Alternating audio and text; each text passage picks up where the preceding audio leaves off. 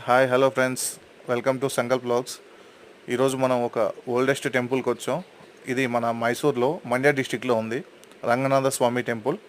మనకి ఈ టెంపుల్ విషయానికి వస్తే ఆల్మోస్ట్ 9th సెంచరీలో బిల్డ్ చేశారు ఈ టెంపుల్ని. చాలా ఓల్డెస్ట్ టెంపుల్.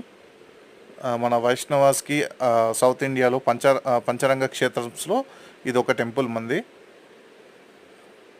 మనకి టెంపుల్ కావేరీ రివర్ పైనగా వస్తుంది. ఇది చాలా పీస్ఫుల్ అయిన టెంపుల్. చుట్టూ ఎన్విరాన్మెంట్ టోటల్ గ్రీనరీ ఉంది, అసలు పొల్యూషన్ లేదు ఈ టెంపుల్ సరౌండింగ్స్ అంతా.